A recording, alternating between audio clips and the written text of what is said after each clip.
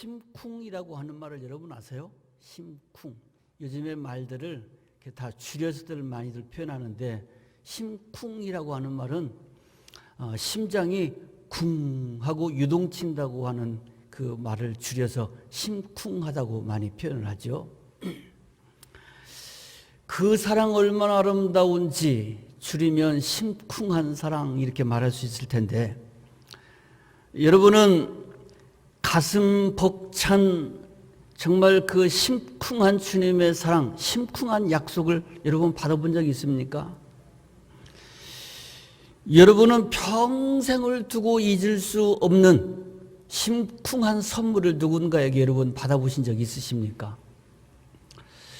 심쿵한 하나님의 놀라우신 사랑과 은혜가 여러분들에게 고백될 수 있게 되기를 주의 이름으로 축복합니다.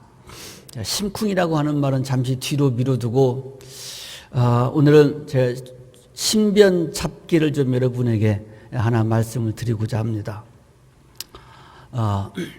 손주를 보면은 할머니 할아버지들이 푼수가 된다고 그러는데, 저도 푼수가 돼서 푼수 같은 말을 오늘 좀 말씀을 드리고자 합니다. 그러나 변명이 될 수 있는 것은 이번 주간에는 명절이 있는 주간이잖아요. 명절은 가족의 절기니까 이 가족의 절기를 맞이해서 오늘 제 집안에서 일어나는 일을 여러분에게 잠깐 소개하는 것을 좀 양해해 주시고 들으시면 좋겠어요. 손주가 어제 놀러 왔는데 나한테 요구사항이 많아요. 내 귀에다 대고 뭐라고 떠들길래 뭐 안 들려? 그랬더니 그네 태워달라고. 그래서 그네를 태워줬어요. 놀이터 그네가 아니라 할아버지 손으로 붙잡고 흔드는 그네를 말하는 거예요. 그네. 제가 겨드랑이에다가 팔을 끼고 흔들어줬더니 더 높게. 그래, 더 높게 해줬어요. 그랬더니 이번에는 미끄럼틀. 그래서 미끄럼틀은 제가 소파에 앉으면 내 다리 위를 타고 쭉 내려오는 게 미끄럼틀이에요. 미끄럼틀, 그럼 미끄럼 태워주고, 비행기 그러면 또 이렇게 들어가지고 비행기 한번 해주고, 뺑뺑이 그러면 또 한 바퀴 돌고 뺑 돌려주고. 근데 참 아직까지는 내가 손주를 이렇게 목마도 태워주고 그네도 태워주고 비행기도 태워줄 수 있을 만큼 아직은 근력은 있구나 싶으니까 뭐 감사하기도 하더라고요. 그런데 우리 손주는 나만 보면 항상 못생겼다고 구박을 합니다. 나도 옛날에는 그래도 잘생겼다 소리 들었는데, 하여튼 우리 손주는 나보고 잘생겼다는 말을 한 번도 안 해요. 못생겼대. 아무개하고 나하고 누가 잘생겼냐? 그러면 항상 다른 사람이 잘생겼대. 아빠도 잘생겼고 엄마도 예쁘고 할머니도 예쁜데 할아버지는 못생겼대. 근데 못생겼다고 구박하면서도 꼭 놀아달라고 하는 것은 나한테 와서 놀아달라고 그래요. 그래서 오면은 숨바꼭질도 해주고 가위바위보에서 이마 맞기도 하고, 늑대와 아기 돼지 삼형제 역할놀이해서 할아버지 늑대해 그러면 늑대도 했다가, 돼지해 그러면 돼지도 했다가, 하여튼 우리 집에는 놀이기구가 많지 않으니까 내가 놀이기구가 되고 또 장난감이 되어서 얘가 와서 할아버지랑 놀아달라고 그러면 뭐하고 놀아주나 항상 이렇게 제가 생각하고, 하나님께서도 그때그때마다 아이디어를 주셔서 또 이렇게 같이 놀아주면 아주 좋아합니다. 그런가 하면은 또 갑자기 또 먹을 거 내놓으라고 때를 부르면 먹을 거 갖다 주고, 한 입 먹어보고 지 맘에 안 들면 다른 거 달라고 그러고. 근데 어른들이 생각할 때는 이건 몸에 안 좋은 것 같은데 꼭 먹어서는 안 될 것만 애들이 좋다고 하잖아요. 그래, 애들이 또 그래도 비유 맞춰서 주기도 하고. 또 정말 억울한 것은, 아니 졸리면은 왜 억지 짜증을 내는 거야? 졸리면 자면 되는 거지. 막 짜증을 막 내고. 그러다가 또 잠 깨면 와서 또 뽀뽀하고 또 아양 부리고, 그러면 또 씻은 듯이 또 섭섭한 것도 없어지고. 이렇게 애하고 놀아주면서 그네를 태우고 미끄럼틀을 태우고 비행기를 태우고 이렇게 놀아주고 먹여주고 짜증 받아주고 그러면서 문득 어릴 때 읽었던 그림 동화, 쉘 실버스타인이 쓴 그림 동화, 아낌없이 주는 나무, 그 그림 동화가 언뜻 생각이 났습니다. 여러분 그 이야기 다 아시죠? 한 소년이 그 집에 나무가 있었는데 그 어릴 때는 나무에 올라가서 놀고 나뭇가지에 그네 타기 하면서 놀고 과일 하나씩 따먹으면서 놀고 조금 더 자라고 청년이 돼서는 또 집을 짓는다고 가길래 가지를 잘라서 집을 짓게 해주고 더 어른이 돼서는 사업해야 되는데 멀리 가야 되는데 배가 필요하다고 그래서 둥지를 잘라서 배를 만들어서 줬고 나중에 늙어가지고 허리 꼬부러져서 왔는데 나 너에게 더 이상 줄 게 없어. 그랬더니 나 좀 쉬고 싶어. 그래서 그래 그럼 둥지라도 남았으니까 여기 앉아서 쉬어라. 그랬다는 얘기 여러분 잘 아시죠? 아낌없이 주는 나무. 놀이기구도 대주고 열매도 주고 가지도 주고 둥지도 주고 다 주는 나무. 아, 내가 이 아이에게 아낌없이 주는 나무가 됐구나. 문득 애하고 놀다가 그런 생각이 들었는데 우리 설교 준비를 하다가 문득 또 하나 깨달은 게 있었어요. 아하, 내가 우리 아이에게 아낌없이 주는 나무가 된 것처럼 하나님께서 나에게 아낌없이 주는 나무를 주셨구나. 아, 내가 아낌없이 주는 나무를 내가 받았네. 여태까지는 몰랐네. 하나님이 나에게 주신 아낌없이 주는 나무가 뭘까? 교회였습니다. 교회. 아, 하나님이 나에게 아낌없이 주는 나무로 교회를 주셨구나. 생각해 보니까 저는 태어날 때부터 교회를 다녔으니까 어린 시절에 교회는 내 놀이터였습니다. 제일 재밌는 놀이터가 교회였습니다. 소년 시절에는 꿈터였습니다. 청년 시절에는 사랑터였습니다. 우리 집사람도 교회에서 만나서 결혼을 했으니까. 아기 때는 놀이터, 소년 때는 꿈터, 청년 때는 사랑터, 그리고 성인이 되어서는 내가 목사가 됐으니까 평생의 일터 아닙니까? 일터. 다른 직업을 가져본 적도 없고 평생을 교회에서 아낌없이 주는 나무가 열매 주는 거, 열매 먹고 잎사귀 주는 거, 잎사귀 받고 다 받은 것처럼 평생을 생각해 보니까 평생을 교회를 통해서 내가 모든 생활을 다 공급받고 교회가 내 일터가 되어서 살았네. 그뿐입니까? 힘들 때, 눈물 날 때, 억울할 때, 즐거울 때, 답답할 때, 떡두리 하고 싶을 때 언제든지 교회에 가서 하나님 앞에 아뢰면 주님께서 위로가 필요할 때는 위로 주시고 눈물 닦아줄 때는 눈물 닦아주시고 내 필요가 있는 것마다 다 공급해 주시고 항상 나를 맞아주시고 위로해 주시고 힘 주시고 은혜 주시고 축복해 주셔서 지금까지 살아왔지 않는가? 내가 언제든지 부담 없이 찾아갈 수 있는 최고의 공간은 교회였고 항상 나를 환영해 주는 곳은 교회였고 내 존재감이 항상 있는 곳은 교회였고 평생을 교회에서 이렇게 누리며 살았구나. 그리고 언젠가 이 세상을 떠나게 될 때 내 이 장례식은 교회에서 해주겠지? 그뿐입니까? 내 나그네 인생길을 마치고 난 다음에 교회에서 장례식을 통해서 그 다음에 다음 세계에 들어가면 천국이 열리는데 교회는 이렇게 생각하면 영원한 천국의 현관문 아닌가? 그렇지 않습니까? 아니 이렇게 생각하니까 교회는 내 인생의 최고의 아낌없이 주는 나무로구나 하는 것을 설교 준비하다가 제가 깨닫게 됐습니다. 할렐루야. 내 인생에서 교회가 없었다면 어떻게 됐을까? 교회가 없었다면 내 인생은 어떻게 됐을까? 교회야말로 하나님께서 나에게 주신 최고의 선물이로구나. 이것을 깨닫는 순간 그야말로 힘 쿵 했어요. 그렇네. 목사가 된 지 지금 35년이 넘었는데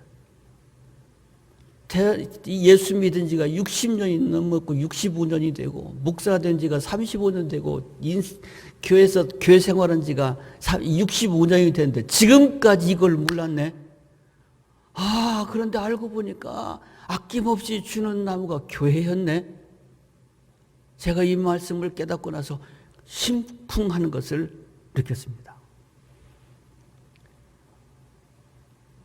그렇습니다. 교회야말로 주님께서 나에게 주신 최고의 선물이었습니다. 가슴 벅찬 약속이요, 평생을 두고 잊을 수 없는 최고의 선물이요, 최고의 축복이요, 심쿵한 은혜가 아닐 수 없습니다. 그러나 사랑하는 성도 여러분, 제가 이렇게 고백하고 있지만 어찌 이 교회가 저에게만 아낌없이 주는 나무겠습니까? 어찌 이것이 저에게만 주시는 심쿵한 은혜겠습니까? 여러분에게도 다 주시는 하나님의 심쿵한 은혜 아니겠습니까? 주님께서 우리에게 이 교회의 선물을 주시기 위해서 인간의 몸을 입고 이 땅에 오셔서 십자가에 달려 죽으시고 보혈을 흘려주시고 우리의 죄를 대속하시고 하나님의 어린 양으로 자신을 우리에게 제물로 주심으로 말미암아 우리를 하나님의 자녀 되게 하시고 하나님의 백성 되게 하여 주셨고 이렇게 놀라운 교회를 우리에게 허락해 주셨다고 하는 것 아니겠습니까? 언제든지 우리가 교회를 갈 수 있도록 하나님께서 우리에게 이 교회를 허락하여 주셨고 울고 싶을 때 찾아갈 수 있게 해주시고 답답할 때 찾아갈 수 있게 해주시고 소원 수리할 수 있게 해주시고 주님 앞에 나갈 때마다 위로해 주시고 말도 안 되는 내 짜증도 들어주시고 마치 우리 애가 참으면은 아니 참으면 되지 왜 억지를 부리고 때를 쓰는 것처럼 하나님께서 볼 때는 억지스러운 때도 우리 많이 부리잖아요. 하나님 왜 이러세요 내 인생에. 하나님 살아계시다면 이러면 안 되지요. 하나님 있는 건 맞아요. 이거 억지스러운 짜증 얼마나 많이 부립니까? 어른이 보면 먹어서는 안 될 것만 꼴라가면서 달라고 하는 애기처럼 내 욕심대로 하나님께 구할 때는 또 얼마나 많이 있었습니까? 그래도 하나님께서 우리를 내치지 아니하시고 그 말도 안 되는 짜증 다 들어주시고 그 말도 안 되는 그 하소연도 다 들어주시고 부족한 거 알아서 채워주시고 위험할 때 지켜주시고 갈 길을 몰라서 답답할 때 손잡아 주시고 우리에게 얼마나 많은 이 교회를 통해서 우리에게 은혜를 주시냐 그 말입니다. 할렐루야. 이 교회가 여러분 하나님께서 내 인생에 우리 인생에 주신 최고의 축복인 줄로 믿으시길 바랍니다. 오늘도 우리 서부중앙교회를 하나님께서 우리에게 허락하여 주셔서 오늘 주일이네 교회 나가는 날이네 예배드리는 날이네 하고 여러분 이 성경 찬송 들고 나올 때 어느 교회 갈까 망설임 없이 이 우리 교회를 향해서 달려오지 않았습니까? 할렐루야. 얼마나 감사해요. 얼마나 감사해요. 저 멀리서 오늘 저 뒤에 천안에서 오신 우리 김혜수 성도님도 있네. 천안에서부터 아침에 일어나자마자 몸 단장하고 주의 성전에 직진해서 달려올 수 있는 내 교회가 있다는 거. 세종에서부터 내 교회 달려올 수 있는 내 교회가 있다는 거. 좌우 돌아볼 것 없이 내 교회가 있다는 게 얼마나 감사한 일이냐 그 말이죠. 이 땅에 교회가 있다고 하는 것만 해도 감사한 일인데 내 교회가 있는 것이 감사하고 내 얼굴을 아는 그 교우가 있는 것이 감사하고 나를 위해서 기도해주는 목사가 있다는 것이 감사하고 이러면 얼마나 감사합니까? 교회 같은 축복이 세상에 어디 있겠습니까? 할렐루야. 그런데 또 하나 감사한 게 있어요. 나에게 이 교회를 주신 것만 해도 감당할 수 없는 은혜인데 이 교회의 초석을 삼아 주시겠다고 하는 약속의 말씀이 오늘 성경 말씀에 우리에게 약속해 주시고 있는 얘기입니다. 자, 지난주에 이어서 오늘 본문의 말씀을 두 번째로 보고 있어요. 시몬이라고 하는 제자가 예수님께 고백하지 않았습니까? 너희들은 나를 누구라고 생각하느냐 묻는 그 질문에 예 주님은 그리스도시요 살아계신 하나님의 아들이십니다 하고 시몬이 고백했더니 주님께서 너무 기뻐하시면서 바요나 시몬아 네가 복이 있구나. 어떻게 도대체 네가 그런 고백을 할 수 있게 됐다는 말이냐 하고 말씀하시면서 이제부터 내가 너에게 말하노니 너의 이름을 베드로라고 내가 해주마. 태어날 때 베드로가 된 것이 아니라 주님께서 이 고백 후에 베드로라고 하는 이름을 주셨습니다. 내가 너를 지금부터 베드로라고 해주마. 베드로라고 하는 그 이름의 뜻은 반석이라고 하는 뜻 아닙니까? 지난주에는 반석의 은혜에 대해서 함께 생각했습니다. 너를 지금부터 내가 반석이라고 하겠다. 그리고 이 반석 위에 나의 교회를 세우리라. 그리고 음부의 권세가 이 교회를 절대로 이기지 못하게 될 것이니라 하고 주님께서 축복의 말씀을 주셨다 그 말입니다. 할렐루야. 그러니까 교회를 주셨을 뿐 아니라 이 반석 위에 내 교회를 세우겠다고 하는 그 말은 무슨 말입니까? 네가 이 교회의 주춧돌이 될 거라는 겁니다. 주님께서 몸버려 주신 이 교회 아닙니까? 에베소서 1장 골로새서 1장에 있는 말씀을 보면은 사도 바울은 뭐라고 가르쳐주고 있느냐? 우리 예수님께서는 교회의 머리가 되어주시는 분이시다 이렇게 말씀했습니다. 교회의 머리가 되신 그분, 그 주님, 내 교회라고 말씀하신 그 주님의 교회를 너의 반석 위에 세우게 될 것이니 음부의 권세가 절대로 이기지 못하게 될 것이다 하고 말했습니다. 너를 내 교회의 초석이 되게 하겠다. 그래서 이 말씀대로 베드로는 초대 교회의 초석이 되었지 않습니까? 마가의 다락방에서 주님의 약속의 말씀을 붙들고 성령이 오시기를 기다리며 기도하고 있을 때 성령이 그들의 머리에 임했어요. 그래서 성령을 충만하게 받은 베드로와 12사도들이 길거리로 뛰쳐나가서 주님의 복음을 증거하기 시작했고, 이때부터 교회가 시작되어서 2000년이 지난 지금 우리도 이 교회에 나와서 하나님의 백성이 되어 하나님의 심쿵한 은혜의 약속, 축복인 이 교회를 우리는 지금 이렇게 섬기게 되었다는 말씀입니다. 할렐루야. 자, 그뿐 아니라 우리 주님께서 교회의 머리가 되어주신다고 그랬죠. 베드로야 네가 내 교회의 초석이 되리라 하고 말씀해 주셨다면 주님께서는 그 교회의 머리가 되어주셨습니다. 에베소서 1장 22절 23절에 있는 말씀입니다. 교회의 머리가 되신 주님. 즉 교회는 교회가 몸통이라면 주님이 머리가 되신다는 말입니다. 그렇다면 여러분, 또 사도 바울의 가르침은 우리들 성도들 한 사람 한 사람이 우리 모두가 다 교회다가 보이지 않는 영적인 교회다고 말했어요. 저와 여러분이 성령을 모시고 살아가면 우리가 거룩한 교회가 된다 말했습니다. 그런데 우리 주님께서 교회의 머리가 되었다고 하는 말은 무슨 말일까요? 머리 여러분 없으면 어떻게 될까? 어릴 때 나를 두렵게 만든 밤거리를 두려워서 못 나가게 하는 영화가 하나 있었으니 그 목 없는 귀신 영화가 있어가지고 포스터에 말이죠. 길거리에 영화 포스터가 붙었는데 목 없는 귀신 막 포스터가 이렇게 있었어요. 월화의 공동묘지 막 이런 거. 목 없는 귀신. 목 없는 귀신은 누군지 모를 거 아닙니까? 예수 그리스도께서 머리가 되셨다고 하는 것은 얼굴이 됐다는 얘기죠. 캐릭터라는 얘기입니다. 또 보통 머리를 브레인이라고 하는 말로 요즘에 많이들 사용하고 있죠. 싱크탱크라고 하는 말도 많이 있죠. 주님께서 우리의 머리가 되신다고 하는 말은 주님은 내 얼굴입니다. 주님은 나의 브레인 되십니다. 주님은 나의 싱크탱크가 되십니다. 내가 주님의 성전이라면, 주님이 내 머리가 되신다면 주님이 나의 정체성이요, 주님이 나의 얼굴이요, 주님이 나의 브레인이요, 주님이 나의 싱크탱크가 되어주신다면 여러분 두려울 것이 뭐가 있으며 걱정거리가 뭐가 있겠습니까? 왜 아멘들 안 하세요? 마스크 써서 안 들리나? 아멘 합시다. 주님이 내 머리가 되신다면, 내 얼굴이 되시고 내 브레인이 되시고 싱크탱크가 되신다면 걱정할 게 뭐가 있어요? 두려울 게 뭐가 있습니까? 그뿐만 아니라 교회의 초석이 된다고 하는 그 말은 제사장이 되게 해주신다고 하는 말씀입니다. 초석이 되게 하겠다. 교회의 초석이 된다고 하는 말은 사도가 된다는 얘기죠. 베드로가 그래서 교회의 사도가 되었죠.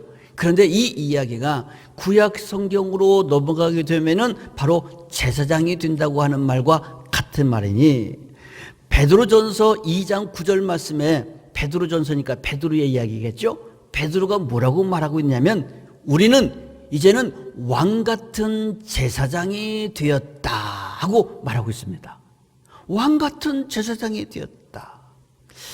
요즘에 출애굽기를 지나고 레위기서를 지나고 지금 민수기서를 읽기 시작했습니다. 성서일과 지금 쭉 지나가고 있죠.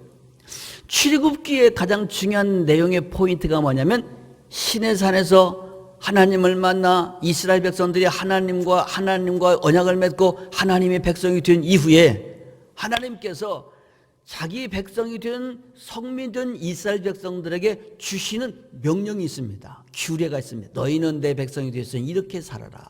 그 규례 명령 가운데서 첫 번째 명령이 뭐냐면, 내 성소를 만들어라, 즉 성막을 만들어라 하는 것이 하나님의 첫 번째 명령이 있습니다. 그래서 출애굽기서에 거의 과반수에 해당되는 부분이 성막을 어떻게 만들 것인가 하는 것에 대한 이야기가 자세히 기록되어 있습니다. 성막은 이렇게 만들어라, 이렇게 만들어라, 이렇게 만들어라, 이런 기구를 이렇게 만들어라. 그리고 중요한 것, 그 뒤에 제사장에 대한 이야기를 또 주시고 있습니다.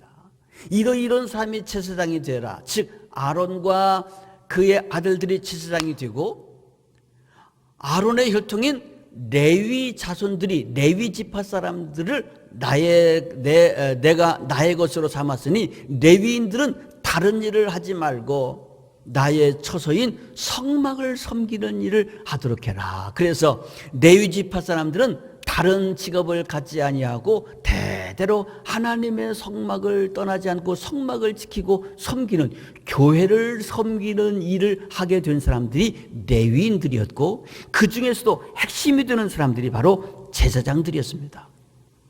제사장들을 성결하게 하시고 이 사람들로 하여금 늘 성막을 지키게 하시고, 그뿐 아니라 민수기서 1장에 보니까요, 하나님께서 이렇게 명령했어요. 이제 너희들이 광야를 지나서 내가 약속한 그 약속의 땅에 들어가게 될 텐데, 그 땅에 들어갈 동안 너희들이 계속해서 광야를 지날 때 이러한 원칙을 꼭 지키도록 해라. 행진할 때에는 각 지파가 동서남북으로 이렇게 진영을 짜서 쭉 행진하는데, 그 중심에 하나님의 성막이 중심에 있도록 하고, 성막은 누가 운반하느냐? 하나님께서 특별히 택한 레위인과 제사장들이 꼭 성막을 그 사람들만 관장하고 잘 모시도록 해라. 만약에 다른 사람들이 건드리면 안 되느니라. 아예 죽일지니라 라고 표현됐어요. 행진할 때도 가장 중심에 성막이 있었습니다. 제사장이 있었습니다. 그리고 진을 칠 때도 항상 성막을 중심으로 해서 이스라엘 12지파가 동서남북으로 진을 펼쳤고, 성막 테두리의 주변에 가장 가까운 곳에 레위인들과 제사장들이 그곳에 자기의 개인 장막을 치고 하나님의 성막을 지켰습니다. 이것을 광야 생활 40년 지날 때까지 그들은 늘 유지하라고 하는 것이 하나님의 뜻이었고, 그들은 이렇게 지나가게 됐다는 겁니다. 자, 여러분, 이것은 무엇을 말할까요? 하나님의 의도를 여기서 알 수가 있습니다. 광야라고 하는 것은 우리 하나님의 백성된 우리들이 평생을 살아가야 될 인생의 장을 표현하는 것이 광야라면, 우리 인생의 광야를 어떻게 지나가야 될 것인가? 아니, 공동체적으로 이 나라와 이 민족이 어떤 모습으로 살아가는 것을 하나님께서 기뻐하실까 하는 겁니다. 우리 주님의 뜻은, 우리 주님의 의도는, 하나님께서 보실 때 복된 민족의 모습은 마치 광야를 지나는 이스라엘 백성들이 광야를 지날 때 행진하든지 진을 치든지 간에 하나님의 성막이 중심에 있었던 것처럼 교회가 중심이 되어야 되고, 그 성막이 중심이 된다고 하는 것은 레위인들이 중심이 돼야 된다고 하는 것이요. 그리고 그들에게 가장 중요한 것은 하나님 앞에 예배하는 제사를 드리는 것입니다. 즉 이스라엘 백성들은 제사 중심, 레위인 중심, 그리고 성막 중심의 공동체였다고 하는 겁니다. 하나님께서 기뻐하시는 복된 모습은 어떤 모습이냐? 이 사회가, 교회가 중심이 되는 사회. 아멘 하세요. 믿는 성도들이 중심이 되는 사회. 예배가 무엇보다도 가장 존중되는 사회. 이것이 바로 민수기에서 보여지는 하나님께서 기뻐하시는 복된 사회의 모습입니다. 할렐루야. 그래, 이것이 얼마나 중요한가. 이렇게 생각해 보면 교회라고 하는 것이 정말로 중요한 것이요. 그 교회 중에서도 바로 레위인과 제사장이 얼마나 중요한 것이냐 그 말입니다. 그런데 사도 바울이 뭐라고 고백하고 있는가? 주님께서 나를 교회의 초석으로 세워주셨을 뿐 아니라 우리를 왕같은 제사장으로 만들어 주셨다는 겁니다. 할렐루야. 왕같은 제사장이 되게 해주셨다. 그리고 그 제사장은 뭐 하는 존재냐? 레위기서를 우리가 쭉 공부하면서 보니까 제사장은요, 제사를 담당하는 사람들인데 자기의 죄를 사할 뿐 아니라 자기 백성들의 죄를 들고 하나님 앞에 나가서 자기의 백성들의 죄를 속죄하는 속죄제를 드리고 번제를 드릴 뿐 아니라 그 백성들과 그 시대를 향하여 두 손을 들고 축복하는 축복의 권세가 바로 이 제사장들에게 주시는 하나님의 특권이었습니다. 즉 죄를 사하는 속죄권, 그들을 축복하는 축복권, 하나님 앞에 예배하는 예배권이 바로 제사장들에게 있었다는 겁니다. 자, 이 말씀을 읽고 보니까 레위기서에 주서 민수기에서 주신 이 말씀이 오늘 함께 읽은 이 마태복음 본문에 있는 이 말씀과 연계되고 있는 말씀을 또 함께 깨닫게 됐습니다. 아, 그렇구나. 출애굽기에 등장하는 신의 산에서 언약한 후에 하나님께서 주신 첫 번째 계명과 축복의 약속이 성막과 제사장과 축복권에 관한 말씀이라면, 아하, 사도 베드로가 즉 시몬이 주님은 그리스도 살아계신 하나님의 아들입니다라고 하는 이 위대한 고백을 하신 후에 주님께서 첫 번째 주신 약속과 축복의 내용이 바로 이 말씀입니다. 내 교회를 너희 위에 세울 것이다. 음부의 권세가 이것을 이기지 못할 것이며 천국의 열쇠를 너에게 주느니 네가 땅에서 매면 하늘에서도 매일 것이고 땅에서 풀면 하늘에서도 풀리게 될 것이니라. 할렐루야. 그리고 여기에 또 하나 놀라운 말씀, 지난주 우리가 나눈 말씀이죠. 너의 이름을 베드로라고 하겠다. 반석, 흔들리지 않는 어떠한 상황 속에서도 내가 흔들리지 않는 약속을 너에게 주겠다는 겁니다. 할렐루야. 우리 주님은 반석입니다. 어떤 상황에도 이 약속은 편치 않으리라 하신 약속의 말씀을 주님께서 주셨으니 얼마나 감사하냐. 그런데 바로 그 시몬에게 주셨던 약속의 말씀이 바로 오늘 이 시간에 또 시몬, 이 시대의 시몬과 같은 우리에게 주님께서 주시는 축복의 말씀이 아니겠느냐 그 말입니다. 사랑하는 성도 여러분, 시몬 같은 우리를 불러주셨습니다. 시몬 같은 우리의 죄를 사해 주셨습니다. 우리로 하여금 예수님을 그리스도로 나의 주님으로 믿게 하시고 고백하게 하셨습니다.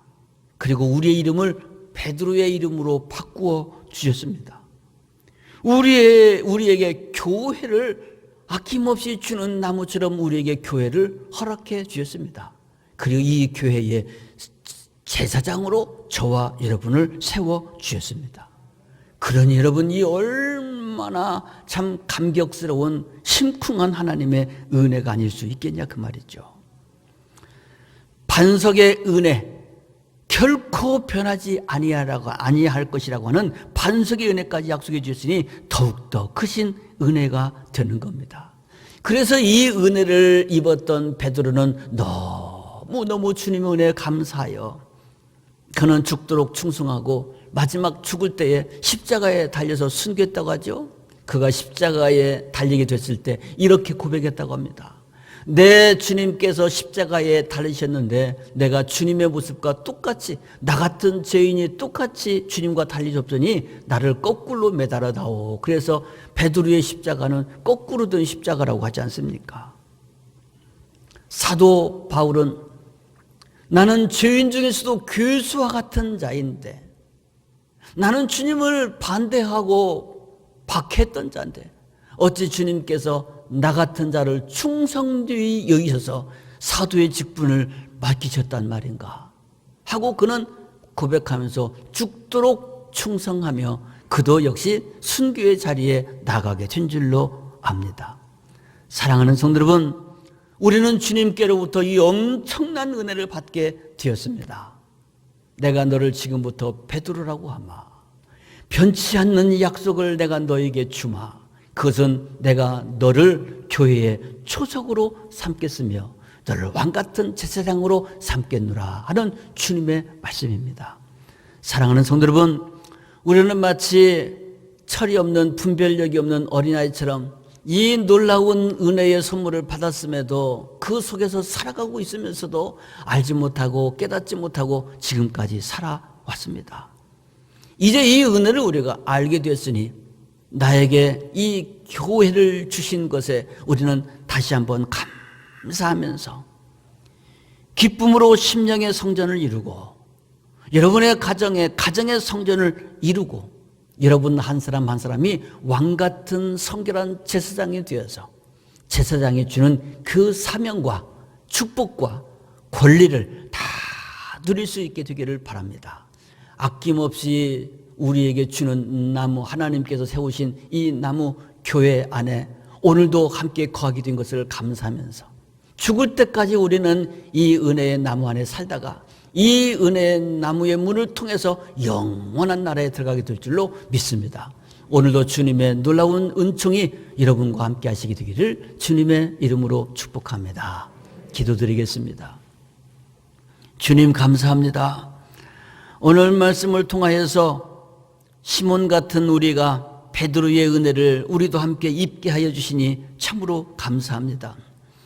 심히 흔들리는 이 세상 속에서 흔들리지 않는 반석의 은혜를 허락하여 주셨고 유동치기 잘하는 내 인생에도 주님께서 베드로의 은혜 허락하여 주사 흔들리지 않도록 붙잡아 주신다고 말씀해 주신 것을 참으로 감사합니다.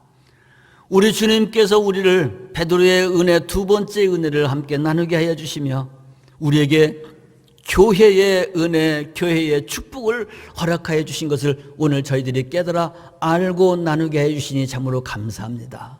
흔들리지 않는 반석 위에 내 교회를 세워주신다고 말씀하여 주셨사오니 참으로 감사합니다.